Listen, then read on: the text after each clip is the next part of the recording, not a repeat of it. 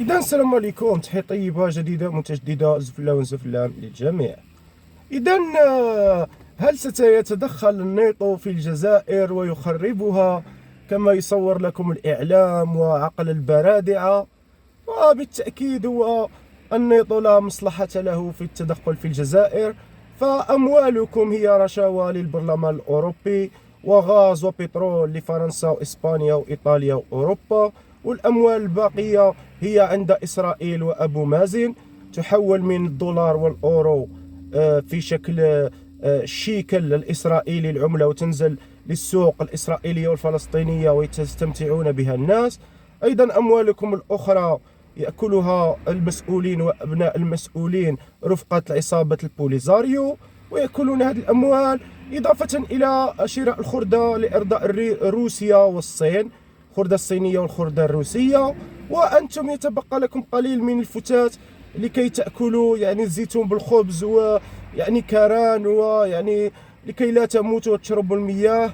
نعم، فيعني النيطو حتى لو يجتمع ربما يستشيروني، أقول لهم يجب أن تضربوهم بالفضلات. هم يعلمون بأنكم أشراف عقل. يقول له شكون هادو اللي ما عندهم لا ديمقراطية لا عقل لا حقوق، عندهم غير البلطجة والفساد والتعدي والنهب، وداير كبدة ونظام فاسد مبردح ومنهج بهمجي بخروبي، هتك الواعي، إعلام يكذب، ما كاش انتخابات.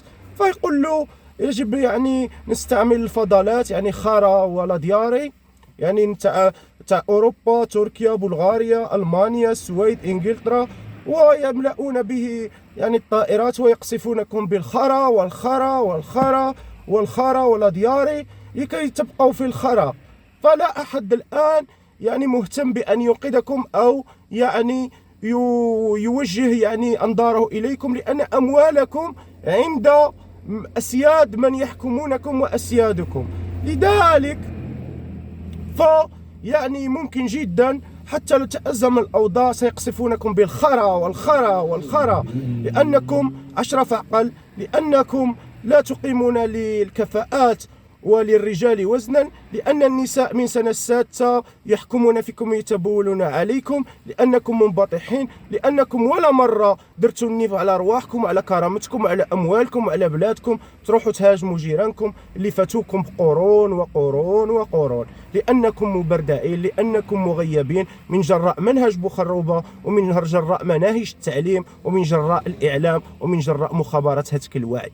أنتم لا شيء، أنتم أقصى شيء لو قيموكم أضافوا لكم قيمة يمكن يقصفوكم بالخرا لكي تبقوا في الخرا، وأنتم باقون في الخرا، وعم الله راح تنظروا إلى النظافة، لأن هذا منهجكم وهذا سياستكم اللي خلاتها فرنسا البخروبة والكبرانات. نعم، هذه هي حقيقتكم، هذا هو واقعكم المؤلم اللي تخافوا تقولوه، تخافوا يتهموكم، ما تخافوش من الله، تخافوا يتهموكم بأنكم زواف وصهيون ومخزن. خاف من الله وقول الحقيقة.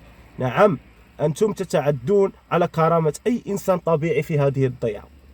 أنتم لستم بني آدم، أنتم أفشل دولة، أنتم تعرفون أنكم فاشلون ومبردعون وبتاع رشوة وفساد وانبطاح ودل، لكن داخليا تعرفون هذا الشيء، لكن لا تقرون به خوفا من أن تتهموا بأن المغرب أحسن منكم. المغرب أحسن منكم، وروح للصومال وشوف الجامعات وشوف الملاعب وشوف الصومال كيش ولات، فما بالك المغرب وطنزانيا وغانا وإريتريا، وشوفوا البلدان الإفريقية اللي فاتتكم.